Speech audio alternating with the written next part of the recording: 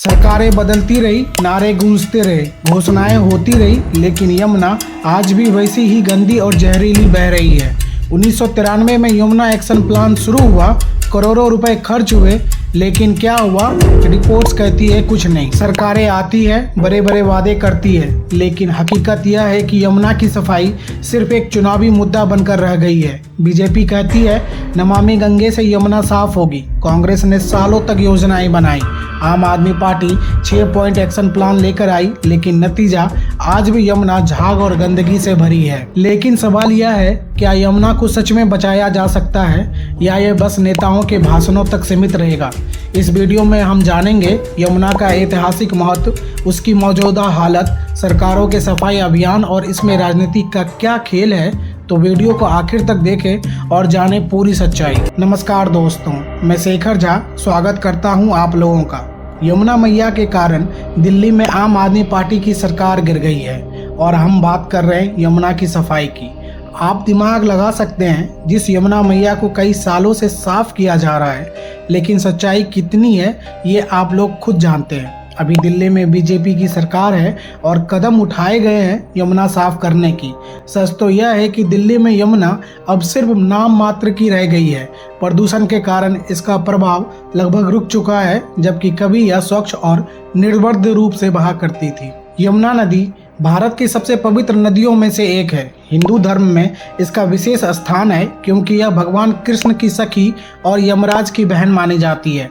मथुरा, वृंदावन और दिल्ली जैसे शहरों के किनारे बहने वाली यमुना का उल्लेख वेदों और पुराणों में भी मिलता है।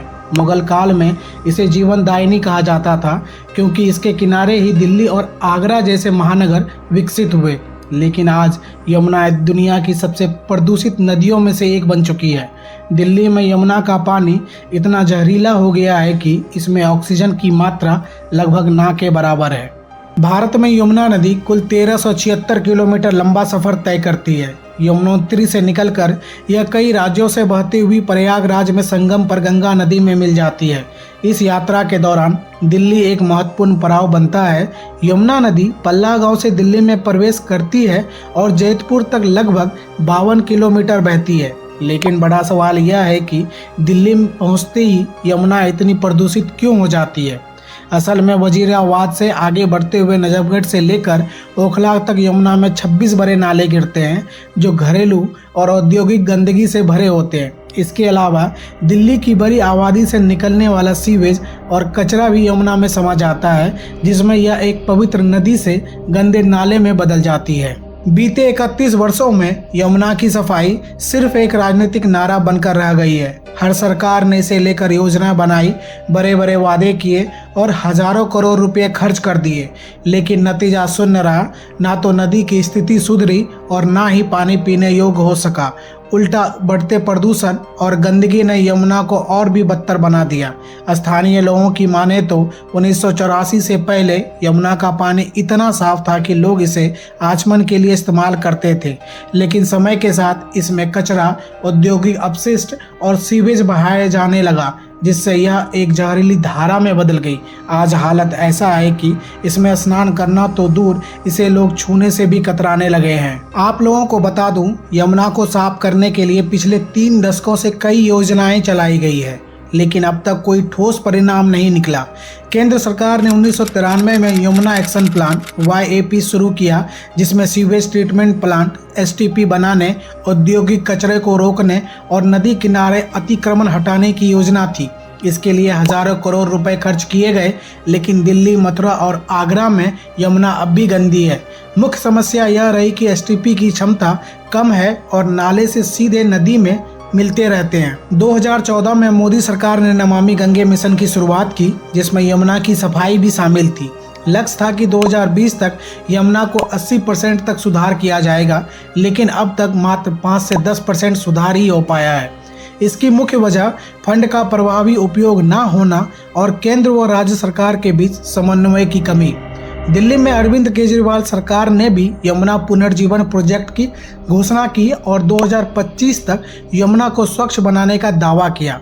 इस परियोजना के तहत 6 नए सीवेज ट्रीटमेंट प्लांट एसटीपी बनाए गए, लेकिन अब तक जमीनी स्तर पर कोई बड़ा सुधार नहीं आया है। सरकारी योजनाएं और वादे लगातार किए जा रहे हैं, लेकिन यमुना की हालत में कोई ठोस बदलाव नहीं दिख रहा। हालांकि दिल्ली में भारतीय जनता पार्टी की सरकार बनने के बाद एक बड़ा वादा किया गया है। 3 साल के भीतर यमुना को पूरी तरीके से स्वच्छ कर दिया जाएगा। यह वादा दिल्ली चुनाव प्रचार के दौरान भी किया गया था। अब सरकार इसे पूरा करने के लिए योजनाएं बना रही है, लेकिन अब सवाल यहाँ पर यह उठता है कि क्या सच में यमुना फिर से साफ हो सकती है। आप लोगों को बता दूं, यमुना को फिर से स्वच्छ बनाया जा सकता है, लेकिन इसके लिए सिर्फ वादों और योजनाओं से नहीं, बल्कि ठोस, प्रभावी और ईमानदार प्रयासों की जरूरत होगी।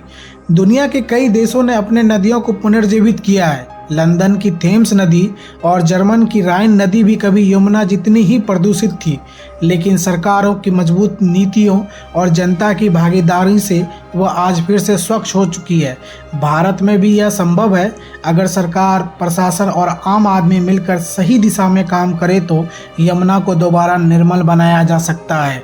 यमुना सिर्फ एक नदी नहीं, बल्कि हमारी संस्कृति, सभ्यता और जीवन की धारा है। इसे बचाना हम सभी की जिम्मेदारी है। सवाल अब भी वही है, क्या हम वाकई यमुना को बचाने के लिए तैयार हैं?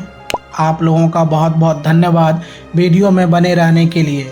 आप लोगों को यह जानकारी कैसी लगी कमेंट करके ज़रूर बताइए। साथ ही साथ वीडियो पर लाइक, चैनल को सब्सक्राइब ज़रूर कर दें।